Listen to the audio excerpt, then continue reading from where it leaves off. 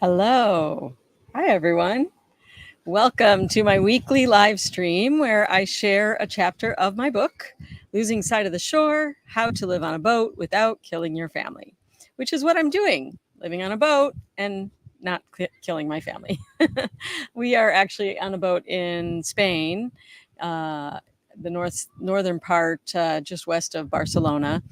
It's very windy, which is wonderful because it's been super hot.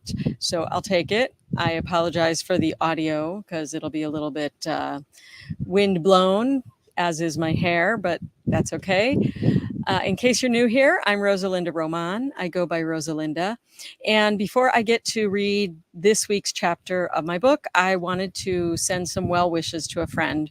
He has been a supporter of these live streams and he's been here every week. Howard Spillman, I just wanted to say, I hope you get healthy quickly and heal. He's been in the hospital for 12 days and is just moving into rehab. So, sending prayers for you, Howard. This one is dedicated to you. And it's especially appropriate because the chapter is about Hopetown, which is where I met Howard. He's one of the many wonderful people that I've met on that amazing Bahamian island many years ago. Okay, so here we go. This is Losing Sight of the Shore, How to Live on a Boat Without Killing Your Family, chapter 28, I think. Let's find that one more time. Hang on. Okay, chapter 28, Island Schools, Hopetown and Georgetown. Out of all the welcoming, wonderful islands we visited over our 3 years of living on boats, two stand out as having had the greatest impact on our family. Hopetown in the Abacos and Georgetown in the Exumas. The more I think about it, the more I realize it is probably because of the fact that our kids went to school in both of those places. That gave us a way to connect to the community, which we did not have on other islands. When you have kids in school, it is pretty easy to make connections with other families. But as new cruisers, finding the courage to connect with the schools in the first place was much harder. Back in 2009, when we were living on Hakuna Matata, we had quickly fallen in love with Hopetown on Elbow Key. It seemed like everything we were looking for individually and as a family could be found there. For Nathan, there was work he loved, water sports he enjoyed, and a place he felt his family would be safe while he flew back to the United States for work. For me, there were friends I enjoyed, easy access to places for the kids to play, and a cruiser's net to learn information and satisfy my social side. For the girls, there were kids everywhere. Within 5 minutes of stepping foot on Elbow Key, they had already made a friend, and within a half hour, they were running around with a pack of island kids at the local park. In other words, Hopetown was a place we could all fit in easily. Also, unlike some islands that are friendly but seem more interested in your tourism dollars than your friendship, Hopetown welcomes the cruising community. Yes, they welcome the cruising community. Sorry, it's sunset. It's 8 p.m. here, 12 noon in New Mexico. So that's why you'll get a little bit of a sunburst. And my other most loyal supporter is Michael Penn, who is on the broadcast now live. Yay! So I'm super excited that you're here. Thank you. All right, so getting back to it. Instead of just hosting happy hours at the local bar, they might call out on the cruiser's net to invite everyone to join in Christmas caroling or junior junkanoo, or to help with a community project. This made it easy to join in and feel like part of the community instead of feeling like we were just visitors. After being in Hopetown for a few weeks, we heard from other cruisers that the little primary school accepted transients, meaning they would consider letting kids that were passing through attend their school. With a precocious 4-year-old who was eager to be in the classroom, we decided it wouldn't hurt to ask. At the time, we were docked at the far end of Elbow Key at a marina called Sea Spray. This posed some challenges for us to get to town. I did have a bicycle on board with a child carrier, but it would be about a 5-mile ride with lots of hills along the way, which wasn't a drive I felt I could make. As I grumbled about this one day, one of my new friends said, "Just hitchhike." We were stunned. How could someone condone hitchhiking in this day and age? What kind of island was this? Then we learned what they meant. This was an island where very few cars. Sorry. This was an island where very few cars were allowed, and the main transportation options are golf carts, bicycles, legs, and dinghies. When they suggested hitchhiking, what they meant was to hop on a passing golf cart with an empty seat. This was nothing like the hitchhiker goes missing horror stories we have all been warned about by our mothers. This was an island where everyone knew everyone else, and 99% of the people were super kind. So it was that one morning we started walking from Sea Spray toward town, flagged down a stranger in a passing golf cart, piled on the back, and asked them to take us to Hopetown Primary School. When we arrived at the front of the white and red old wooden school building, we started to wonder if this was a good idea. Why would they say yes to this request to teach our daughter? They didn't know us from Adam. Maybe they would want a whole bunch of money, which was definitely not an option for us at the time. Full of doubt, we swallowed our pride, climbed the steep stairway, and headed into the tiny school building. To this day, I think this was one of the best decisions we ever made. Once inside, we located the office and went in. It was open and there was nobody there. No secretary, no principal. We wandered the hallway without seeing a soul until finally we decided to peek in one of the classrooms. When the woman inside asked, "How can I help you?" Nala barking at a passing boat. I have to show you because it's some kids and they're barking at her, and why not, right? I can always finish this in a minute. Where is she? There's Nala. I don't know if you could see Nala, but the kids were barking at her, so of course she had to bark back. Okay, sorry about that. That made me laugh. Okay, how can I help you? When the woman inside asked, "How can I help you?" we told her we were looking for the principal. "Well, you found her," she said.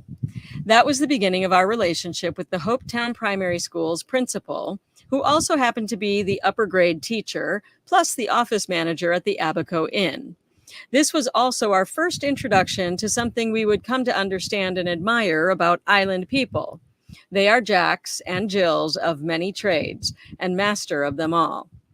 It is hard to make a living on an island that relies on tourist dollars to survive, especially in the off-season.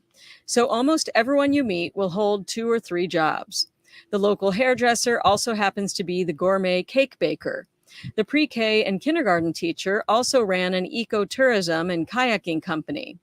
Another friend worked in real estate by day and waited tables at Captain Jack's at night. As we met with the principal that morning, I was very nervous. I hate asking for things, and I had already convinced myself that this was a ridiculous proposition. "So, tell me, what can I do for you?" Mrs. Keyes was saying. "Well, we were told that you might accept transient students here at your school," I managed. "Is that true?" "Well, that depends," she said. "Depends on what?" "On what you can do for us." She smiled a big smile in our direction, and I thought, oh, here we go, the part where she tells us how expensive her school is. "What skills do you have?" she continued. Excuse me? Not the question we expected. "Well, when you live on an island, you don't always have access to everything you might have on the mainland. As principal of this school, it's my duty to provide my students with the best education possible. You're asking me to educate your child, and so I'm asking you what you can do to help educate my children." Well, I speak Spanish," I stammered. "Great, you're our new Spanish teacher," she announced. Then she looked at Nathan. "And what do you do?" "I'm a physician." "Perfect. You can teach our upper grade some first aid and medical stuff. Anything else?" Maybe Spanish class and first aid wasn't enough to offset teaching our daughter whatever they teach in pre-K. "Well, our nanny is a marine biologist." "Excellent. She's our new marine biology teacher. Your daughter can start Monday." The conversation was something along those lines. We felt like we had just stepped into a riptide of joy and unexpectedly got caught up in its current. We weren't about to say no to Mrs. Key, and looking back, I realized this is why she was so effective as Hopetown Primary School's principal. In the years since that encounter, I see that the way she embraced us and enlisted us at the same time is the very thing that makes this island so special. Rather than having us drop some cash and move along, she helped us create a symbiotic relationship wherein our family benefited and her students did too. As a result, we not only enjoyed the island, but became invested in it.